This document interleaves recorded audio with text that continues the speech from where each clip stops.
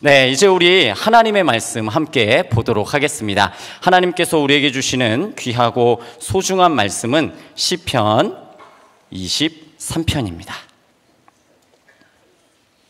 시편 23편 1절에서부터 6절까지의 말씀 우리 함께 교독하도록 하겠습니다.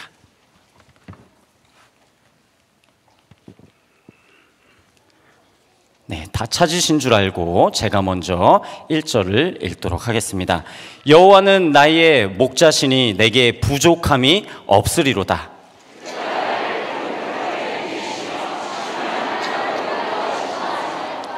내 영혼을 소생시키시고 자기 이름을 위하여 자기의 길로 인도하시는도다.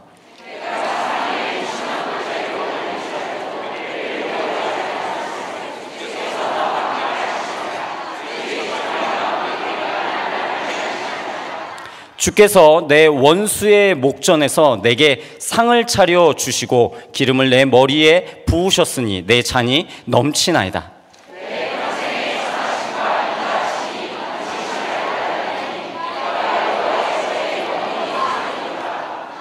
아멘. 네, 오늘 우리 시편 23편 1절부터 6절까지의 말씀을 가지고서 따르는 삶, 따르는 은혜라는 제목으로 함께 말씀을 나누고자 합니다. 저는 지금 이 자리에 굉장히 부담감을 안고 서 있습니다. 왜 이 시간 이 자리에 저를 두셨는지 하나님의 그 섭리가 아주 궁금합니다. 왜냐하면 부흥의 후에 제가 이 자리에 서 있기 때문입니다. 굉장히 부담스럽겠지요. 엎친 데 덮친 격으로 담임 목사님 귀국하셨습니다. 네, 여기 앉아 계십니다.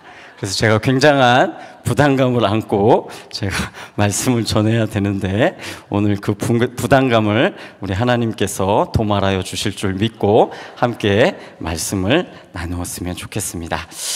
다음 세대의 길을 묻다는 주제로 우리 계속 말씀을 함께 나누고 있습니다. 그래서 고민을 했습니다. 어떤 말씀을 나누면 좋을까? 그렇게 고민했을 때 떠오른 말씀이 바로 오늘 본문 시편 23편입니다. 우리에게 굉장히 익숙한 말씀이죠.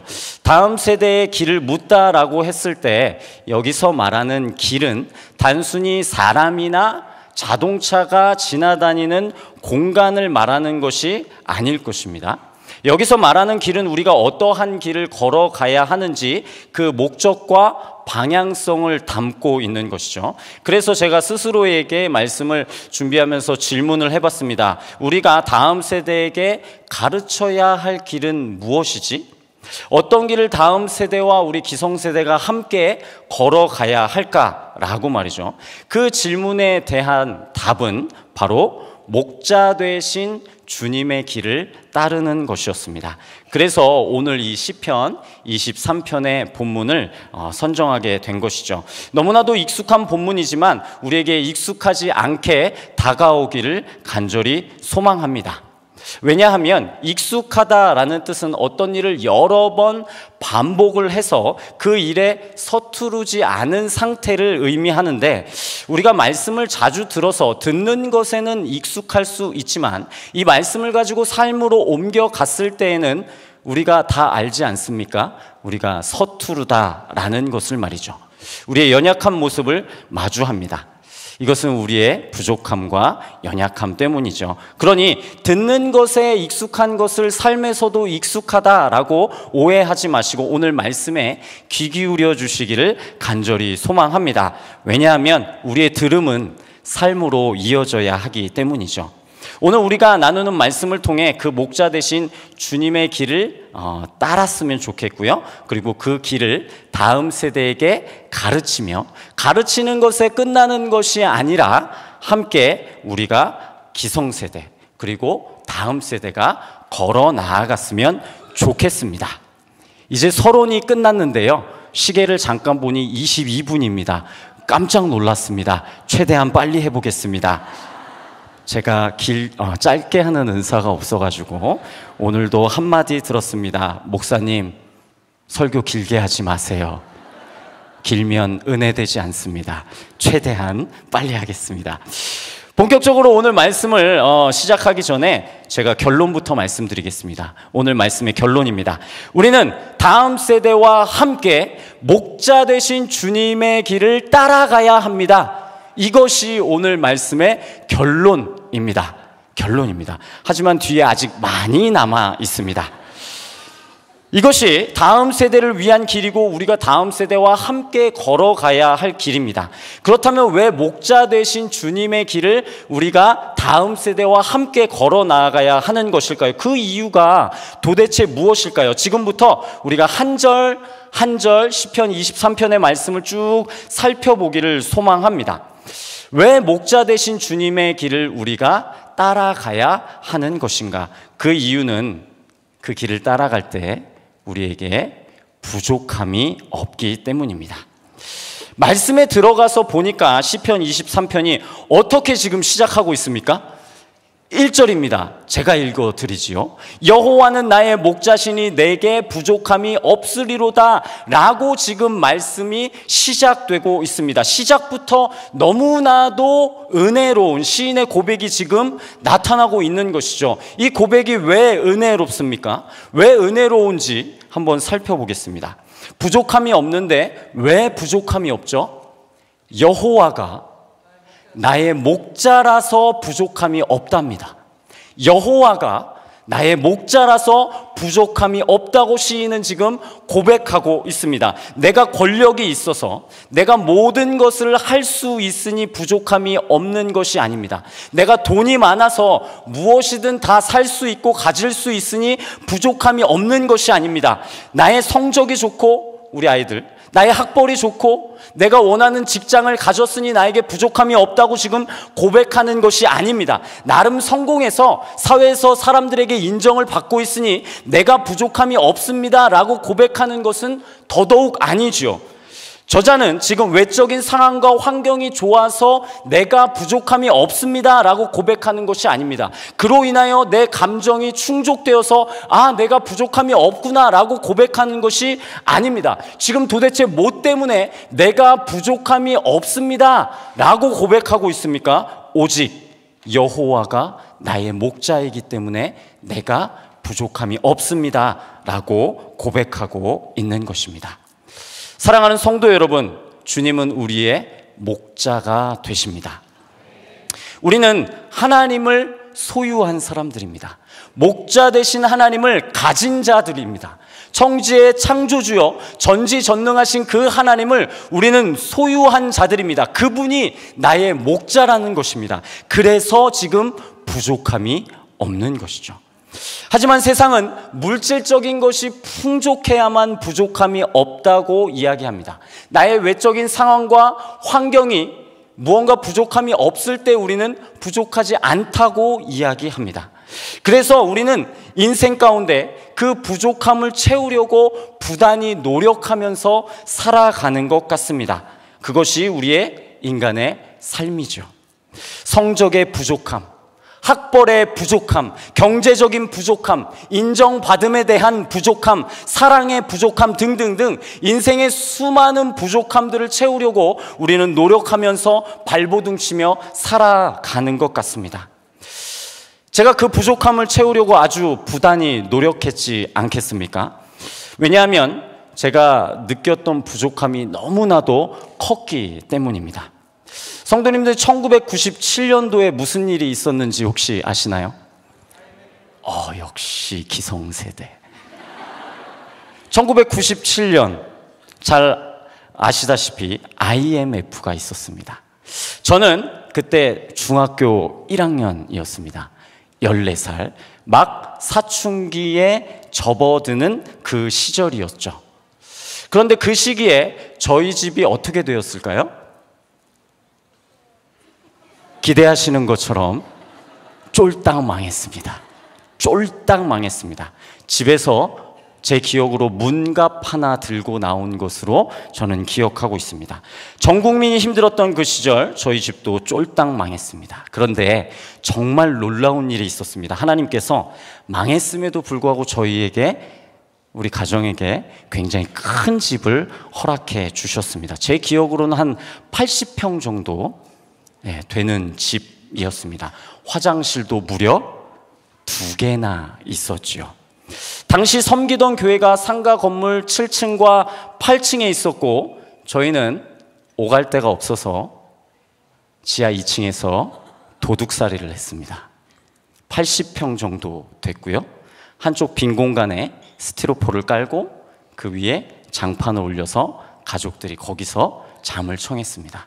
저희 어머니는 가스 버너에 밥을 지으셨죠. 그때 잠깐 어린 마음에 이런 생각을 했습니다. 내가 하나님한테 화장실이 집 안에 있는 집을 주세요라고 어렸을 때 기도해가지고 지금 이렇게 좋은 화장실이 안에 있는 무려 남자 화장실과 여자 화장실이 나누어져 있는 집을 지금 주신 건가? 라고 제가 잠깐 생각도 했습니다. 그런데 더 힘들었던 것은 그쯤에 저희 아버지가 신학을 시작하기 시작했습니다. 남자로서 자녀로서 도저히 이해가 되지 않았습니다. 가장이면 어떻게 해야 됩니까? 집이 망했으면 돈을 벌어야지요. 가족을 부양해야 되지 않겠습니까? 그런데 저희 아버지가 뭘 하신다고 하냐 하면 신학을 하신답니다. 정말 이해가 가지 않았습니다. 그런데 여기서 끝이 아닙니다. 갑자기 중국에 선교사로 가신다는 겁니다. 신학을 시작했으면 좀 목사 한 수를 받고 그리고 나서 선교사로 파송받으면 너무나도 좋겠는데 갑자기 신학을 중단하시고 중국으로 가신다는 겁니다. 남자로서 또 자식으로서 사람으로서 도저히 이해가 가지 않았습니다. 그렇게 이해할 수 없는 마음을 가지고서 어떻게 합니까? 자녀이기 때문에 가시는데 따라가야죠. 중국으로 갔습니다. 그렇게 3년 넘게 중국에서 유학 생활을 했습니다. 이래봬도 유학파 출신입니다. 니하오. 발음 괜찮죠? 네. 아시다시피 선교사 가정의 삶이 풍족하면 얼마나 풍족하겠습니까? 그다지 풍족하지 않았습니다. 늘 부족했죠. 일례로 제가 너무나도 존경하고 사랑하는 우리 박지혜 여사께서는, 여기서 박지혜 여사는 저희 어머님을 이야기합니다. 종종 식사를 차려놓고 이렇게 말씀하셨습니다. 이게 마지막입니다. 무슨 말인가요? 쌀이 떨어졌다라는 것이죠. 이런 일이 종종 있었습니다.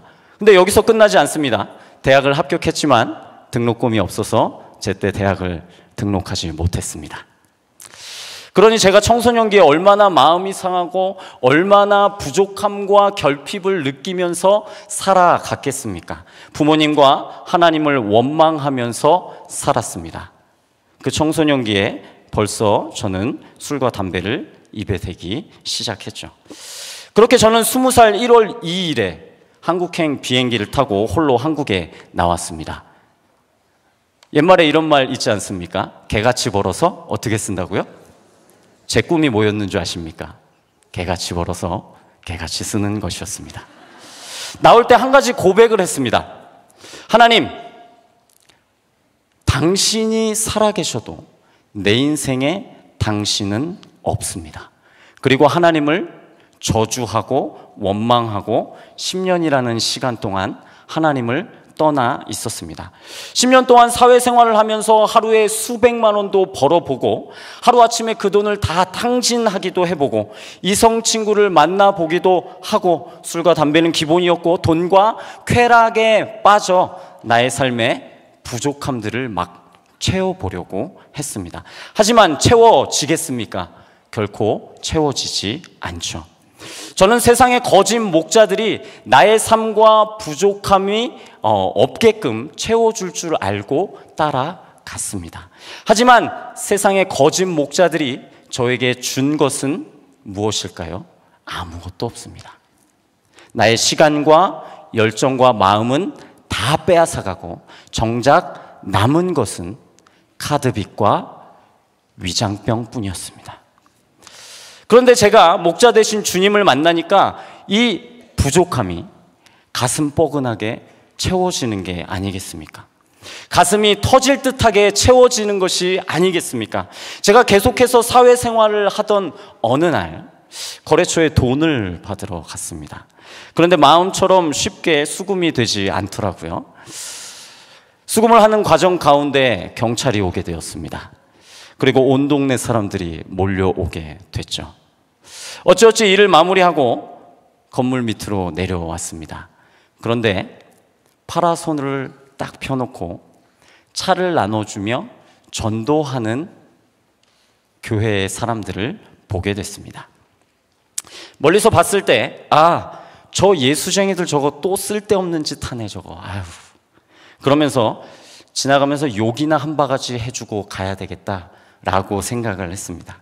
생각을 마칠 쯤에 한 분이 저에게 다가오면서 이렇게 말씀하셨죠. 차를 내밀며, 예수 믿으세요. 저는 분명히 생각했지 않습니까? 계획을 세웠습니다. 욕이라도 한 바가지 해주고 지나가겠다. 그렇게 거절하려고 마음을 먹고 있었는데 놀라운 일이 일어났습니다. 저의 행동은 분명 거절을 하고 있었는데 제 입술이 따로 놀았던 거죠. 저는 지나가면서 이렇게 했습니다. 저 예수 믿어요. 10년 동안 교회 문턱도 밟지 않은 제가 제 입술에서 행동은 거절하면서 저 예수 믿어요 라고 말을 했던 것이죠. 그 말을 곰곰이 생각을 해봤습니다. 내가 지금 예수를 믿는다고 말한 건가? 10년 동안 하나님을 떠나 있고 하나님을 저주하면서 살았는데 내가 지금 예수를 믿는다고 한 걸까? 그 말을 곰곰이 생각해보고 나의 삶을 돌아보니 제 인생이 너무나도 시궁창 인생인 겁니다. 그래서 다시금 하나님께 돌아가기로 마음을 먹고 신학을 시작하게 되었습니다. 그렇게 신학을 시작할 즈음에 제가 이렇게 기도했습니다. 하나님, 부르심의 확신을 좀 주십시오. 나 부르신 거 맞습니까? 부르심의 확신을 좀 주십시오. 유명한 목사님들도 보니까 나의 부르심의 말씀은 몇 장 몇 절이야, 몇 장 몇 절이야 다 있잖아요. 그죠? 하나님이 나를 부르실 때 나에게 주신 말씀은 이거야 라고 목사님들 다 이야기하시잖아요. 그죠? 목사님도 있으시죠? 그래서 제가 기도했습니다. 하나님, 저도 이왕 부르셨으면 좀 부르심의 말씀을 좀 저도 주세요. 만약에 성도가 나중에 목사님 부르심의 말씀이 어디예요? 라고 물어보면 제가 없으면 쪽팔려서 어떡합니까? 그때는 제가 날것이어가지고 기도할 때도 막 이렇게 욕하면서도 기도하고 했거든요. 정말 하나님 주십시오라고 기도를 했죠. 근데 기도하는 어느 날 수련회였던 걸로 기억합니다. 기도하는 어느 날 하나님께서 이렇게 말씀하시는 겁니다. 너 지금 부르심의 확신을 놓고 기도할 때가 아니야 라고 말씀을 하시더라고요. 그러면서 너 지금 그게 급한 게 아니라 나와 관계를 회복하는 게 우선이야. 내 사랑을 회복하는 게 우선이야 라고 말씀을 하시더라고요. 그래서 제가 그때 물었습니다. 하나님, 도대체 왜 나 같은 쓰레기를 쓰시려고 하시는 겁니까? 그랬더니 하나님께서 이렇게 말씀해 주셨죠. 내가 그만큼 너 사랑해. 내가 그만큼 너 사랑해. 그래서 저는 그날 하나님의 사랑 고백을 듣고 엎드려서 새벽까지 엉엉 울기만 했죠. 그리고 이렇게 고백했습니다. 하나님, 저도 사랑해요.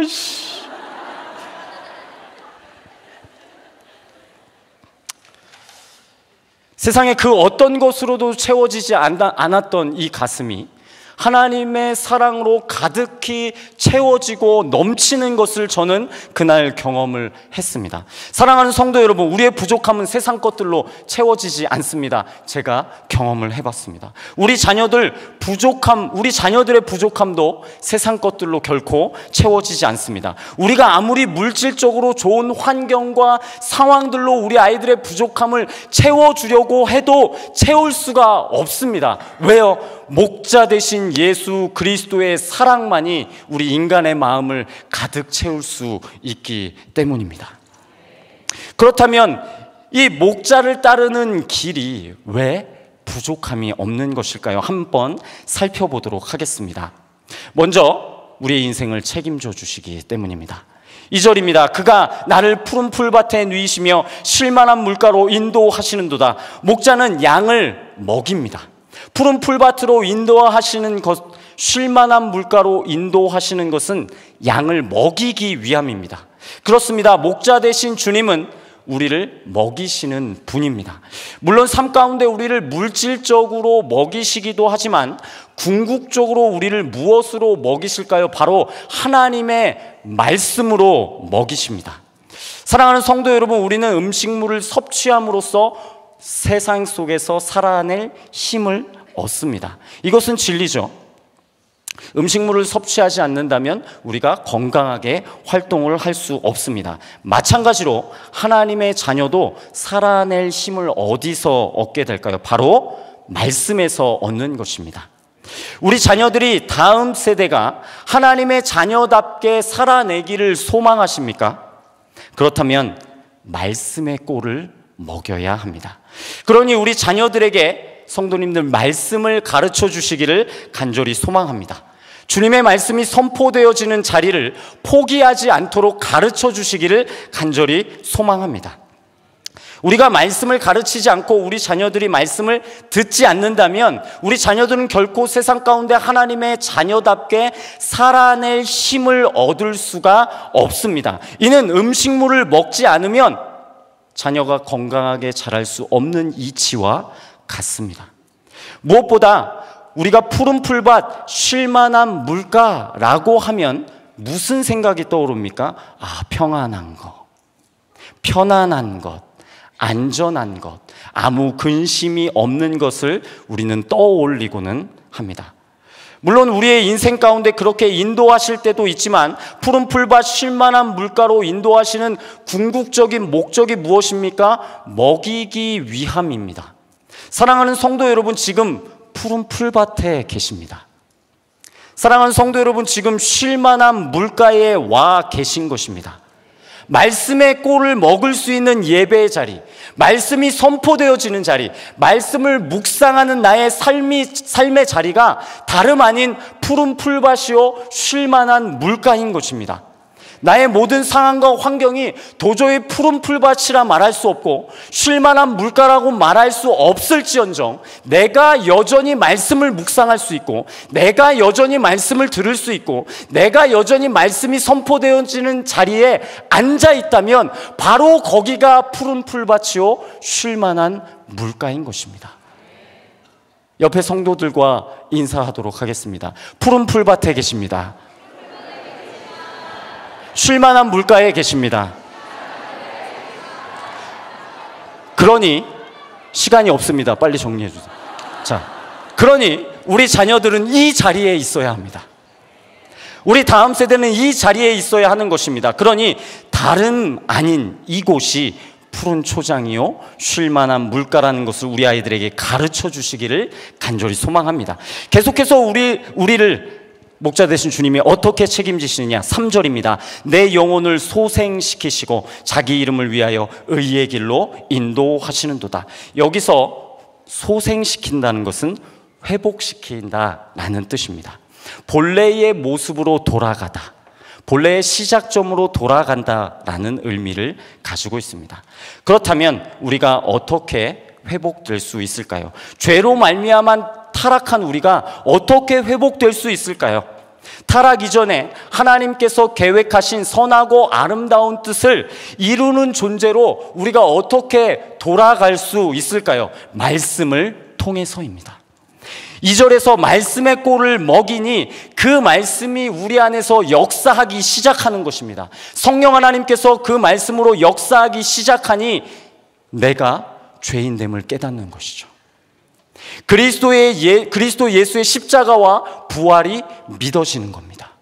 그리고 그분을 나의 주인으로 고백하게 되는 놀라운 일이 일어나게 되는 것이죠. 죄인인 내가 비로소 하나님의 뜻을 이룰 수 있는 존재로 소생케 되는 것입니다. 회복되는 것입니다. 사랑하는 성도 여러분, 말씀은 우리 아이들을 회복시킵니다. 말씀이 우리 아이들을 소생시킵니다. 세상의 가치가 우리 아이들을 회복시키지 않습니다. 돈이, 권력이, 명예가, 특히 성적이 좋은 대학이 우리 아이들을 회복시키지 않습니다. 오직 말씀입니다. 그리고 여기 교사분들 많이 앉아 계시는데 우리 아이들을 소생시키는 거 행사 아닙니다. 프로그램 아닙니다. 행사와 프로그램을 하는 이유는 무엇입니까? 통로입니다. 말씀을 듣고 그 영혼이 소생케 될 수 있도록 행사와 프로그램은 통로가 되어주는 것이죠. 우리 아이들을 회복시키고 소생시키는 것 오직 말씀뿐입니다.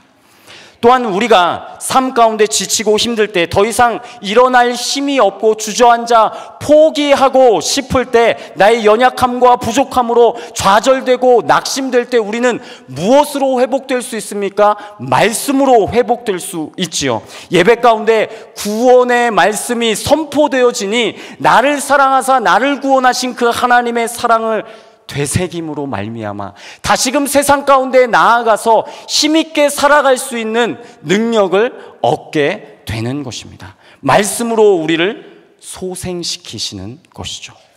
무엇보다 중요한 것은 3절 하반절에 이렇게 말씀합니다. 자기의 이름을 위하여 의의 길로 인도하시는도다. 즉 바른 길로 우리를 인도하십니다. 그런데 누구의 이름을 위해서요? 하나님의 이름을 위해서 우리를 바른 길로 인도하신답니다. 하나님의 영광을 위해서 우리를 바른 길로 인도하신다고 말씀하고 있습니다. 사랑하는 성도 여러분, 혹 삶이 무가치하게 느껴지시는 분들 계십니까? 삶이 아무 의미 없이 느껴지는 분 혹 계신가요? 이렇게 살아서 뭐하나? 지금 이 순간이 도대체 무슨 의미가 있나 생각하면서 남모를 눈물을 흘리고 계신 분들 혹시 계십니까? 삶의 무기력함에 빠져 계신 분 계십니까? 특별히 우리 아이들은 이렇게 생각할 수도 있죠. 지금 하는 이 공부 무슨 의미가 있나? 제가 그랬습니다.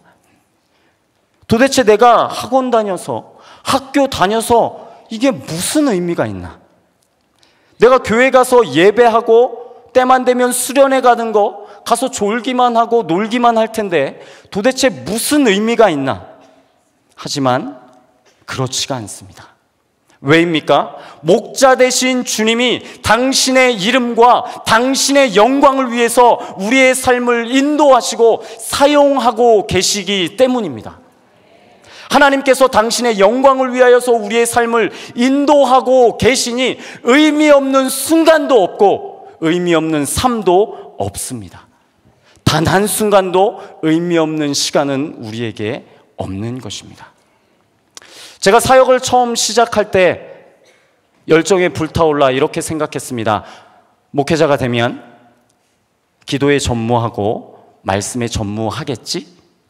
그런데 그것은 큰 오산이었습니다. 처음 사역을 시작하고 보니 기획하는 일, 문서 작업하는 거, 회의하는 시간, 때로는 장을 보기도 했고요. 때로는 청소를 하기도 했고요. 때로는 잡초를 뽑기도 했고요. 때로는 운행을 하기도 합니다. 전화하고요. 성도님들과 소통을 합니다. 그래서 회의감이 느껴졌죠. 아니, 목회자인데 말씀을 연구하고 말씀을 묵상해서 말씀을 선포하고 기도에 전무해야 되는데 이게 뭔가? 회의감이 몰려왔습니다. 지금도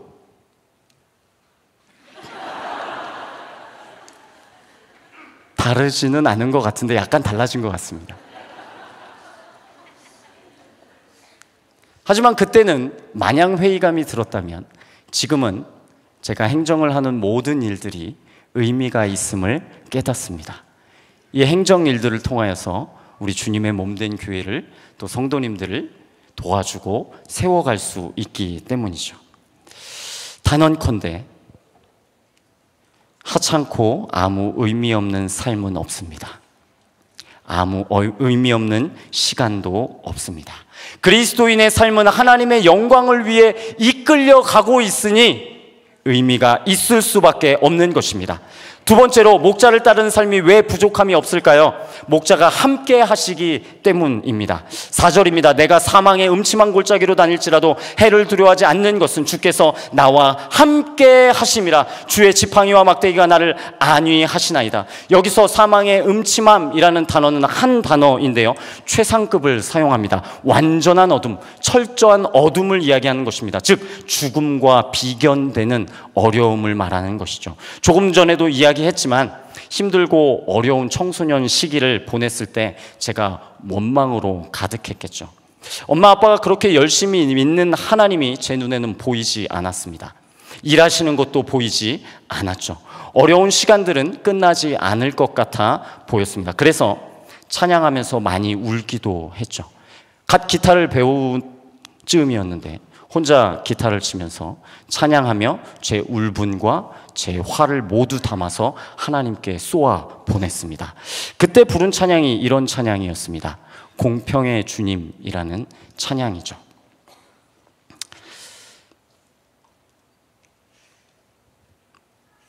누군가가 노래하지 말라 그랬는데 이런 찬양입니다. 주님 왜 저를 사랑하지 않으십니까? 주님 저를 버리신 겁니까? 주님 왜 저 사람을 더 사랑하십니까? 주님은 그런 분이십니까? 그날 밤 주님께 나는 울며 따졌었네. 그러나 주님 내게 고요한 음성으로 말씀해 주셨네. 나는 너를 사랑한다. 나는 너를 사랑한다. 나는 공평하단다. 이 사람도 저 사람도 모두 다 사랑한다. 공평하게 사랑한단다. 내겐 누구나 소중한 보석 나의 피로 값주고 구원했으니 어느 누구라도 내가 버릴 수 있으며 외면할 수가 있으랴. 영원히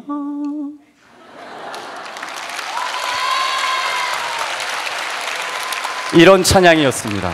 그 어려운 시간 가운데, 풀리지 않은 문제 가운데 주님은 침묵하고 계시는 것 같았는데 뒤돌아보니, 말씀하시지 않은 것 같아 보였는데 뒤돌아보니, 그리고 이 찬양을 제가 다시 한번 되새겨보니 그때 여전히 함께 하셨고, 그때 풀리지 않는 문제 가운데, 힘든 상황 가운데 여전히 저에게 말씀해 주고 계셨습니다. 무엇보다 하나님을 떠난 10년 시간 동안에 제가 객사하지 않은 것이 참 감사합니다. 맨정신으로 집에 들어가는 날이 드물었습니다. 새벽 이른 시간에 들어가는 것이 기본이었고요. 그리고 그래서 어디서 사고당하지 않고 지금 멀쩡하게 이 자리에 있는 것이 그 당시에도 하나님께서 함께 하셨던 것이 아닌가 생각이 됩니다. 사랑하는 성도 여러분, 목자는 양 곁에 있습니다. 때론 사망의 음침한 골짜기를 지날 수 있습니다. 하지만 두렵지 않죠. 왜요? 목자가 곁에 있기 때문입니다. 그러니 사망의 음침한 골짜기를 걸으신다면 골짜기에 시선 두지 마시고 우리 목자에게 시선 두시기를 부탁을 드립니다. 그러면 어느 순간 푸른 풀밭, 맑은 시내가 눈앞에 펼쳐질 것입니다. 그리고 고백하겠죠. 아, 목자 되신 주님이 나와 함께 걸어주셨구나. 세 번째로, 목자를 따르는 삶이 왜 부족함이 없을까요? 승리하게 하시기 때문입니다. 5절입니다. 주께서 내 원수의 목전에서 내게 상을 차려주시고 기름을 내 머리에 부으셨으니 내 잔이 넘치나이다. 원수의 목전에서 상을 차려주시고 기름을 머리에다 붓는다고 말씀하십니다. 어떤 학자가 여기서 말하는 상은 승리자의 상이라고 말합니다. 우리가 생각하는 밥상 정도가 아닙니다. 전쟁에서 승리하고 돌아온 장군에게 차려지는 상다리가 부러지는 그러한 승리자의 상입니다. 축제의 자리고요, 연회의 자리입니다. 그런데 이 승리자의 상을 누구의 목전에서 지금 펼쳐주고 계신 것입니까? 원수의 목전에서 차려주시는 것입니다. 원수가 두 눈 시퍼렇게 뜨고 있는데 거기서 지금 우리 주님이 승리자의 상을 차려주는 것이죠. 사랑하는 성도 여러분, 우리가 살다 보면 나를 넘어뜨리는 원수의 목전에 있구나 라고 생각될 때가 있습니다. 그것은 사람일 수도 있고요, 혹은 상황과 환경일 수도 있습니다. 어렵고 꺼려지고 짜증나고 화나는 어떤 사람, 그런 환경을 마주할 때, 나를 매번 넘어뜨리는 죄의 유혹을 마주할 때 우리 주님이 선포하시는 것이죠. 그 목전에서 선포해주고 계시는 것입니다. 뭐라고요? 너희들 승리했다. 그리스도의 십자가로 이미 승리했다라고 말씀해 주시는 것입니다. 그리고 기름을 부어 주시는 것이죠. 원수를 만날 때 나의 연약함과 부족함을 뼈저리게 느끼지만 승리할 수 있는 하나님의 은혜를 넘치도록 부어 주시는 것입니다. 그러니 나의 잔이 넘치다고 고백할 수밖에 없는 것이죠. 사랑하는 성도 여러분, 우리는 이미 승리했습니다. 매일과 같이 쓰러지고 넘어질지언정, 그래서 나의 연약함과 부족함이 뼈에 사무칠지언정 우리는 이미 승리했습니다. 그리스도로 말미암아 승리하였습니다. 그리스도께서 우리에게 승리를 주셨습니다. 그리고 나의 부족함과 연약함을 채울 수 있도록 은혜로 넘치도록 쏟아 부어주십니다. 그러니 다음 세대 자녀들에게 승리의 십자가를 가르쳐 주시기를 바랍니다. 그로 말미암아 이미 승리했음을 우리 자녀들에게 가르쳐 주시기를 부탁드립니다. 이 가르침은 넘어짐에서도 쓰러짐에서도 다시 일어날 수 있는, 죄가 관영하는 세상 가운데 승리할 수 있는 비결이 될 것입니다. 이렇게 우리가 목자 되신 주님을 따를 때 부족함이 없는 것이죠. 그래서 이렇게 고백합니다. 6절입니다. 6절은 우리 다 같이 한번 읽어봤으면 좋겠습니다. 우리 함께 고백하겠습니다. 내 평생에 선하심과 인자하심이 반드시 나를 따르리니 내가 여호와의 집에 영원히 살리로다. 아멘. 여기서 따른다 라는 단어는요, 부정적인 표현입니다. 사냥꾼이 사냥감을 맹렬히 쫓아갈 때 이 단어를 씁니다. 적군이 나를 맹렬히 쫓아올 때 이 단어를 사용합니다. 그런데 시인은 왜 이 단어를 썼을까요? 시인의 의도는 이것입니다. 주의 선하심과 인자하심이 나를 맹렬히 따라오고 있다는 것입니다. 우리 인생 가운데 세상의 어려움과 힘듦과 괴로움과 슬픔이 나를 맹렬히 쫓아오는 것 같다는데 사실 뒤돌아보니 무엇이 쫓아오는 것입니까? 주의 인자하심과 선하심이 나를 맹렬히 쫓아오고 있었던 것입니다. 사랑하는 성도님들, 우리 주님의 선하시고 인자하심이 여러분들을 맹렬히 쫓고 있습니다. 내가 주님을 따르는 삶을 사는 것 같은데, 내가 주님을 내 의지로 따르는 것 같은데 사실은 그게 아니라는 거죠. 주의 은혜가 나를 맹렬히 쫓으니 내가 주의 길로 한 걸음 내디딜 수 있는 것입니다. 그래서 오늘 말씀 제목이 따르는 삶, 따르는 은혜인 것입니다. 목자를 따를 때 은혜가 따릅니다. 누군가 그러더군요. 갈 수 없는 곳에 한 걸음 내딛는 것이 은혜라고 말이죠. 우리는 목자 되신 주님의 길을 따를 수 없는 자들이죠. 근데 따라갈 수 있는 이유가 무엇입니까? 주의 은혜가 나를 맹렬히 쫓으시고 그 은혜로 말미암아 내가 한 걸음 내디딜 수 있는 것입니다.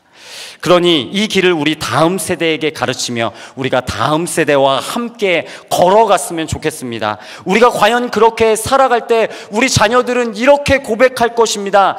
내가 여호와의 집에 영원히 살리로다. 말씀을 정리하겠습니다. 우리는 목자의 길을 따라가야 합니다. 양은 목자를 따르지 않으면 방법이 없습니다. 목자를 따르지 않으며 헤매이다 굶어 죽거나 맹수에게 잡아먹힐 뿐이죠. 우리 다음 세도 마찬가지입니다. 목자 대신 주님을 따르지 않는다면 다른 방법이 없습니다. 목자 대신 주님을 따를 때 우리는 부족함이 없습니다. 오직 주님만이 우리의 부족함을 넘치도록 채우실 수 있습니다. 그러니 목자 대신 주님의 길을 따르시고 그 길을 우리 다음 세대에게도 가르쳐 주시기를 부탁드립니다. 그 길을 따라가다 보면, 우리가 함께 따라가다 보면 깨닫게 될 것입니다. 그 길은 내가 따르는 것 같지만 사실은 하나님의 사랑과 은혜가 따르게 한다는 것을 말이죠. 이 시간 우리 말씀을 기억하면서 함께 찬양했으면 좋겠습니다. 목자 대신 주님을 기억하면서 그 인도하심을 기억하면서 그 은혜로움을 기억하면서 우리 선하신 목자 함께 찬양하겠습니다.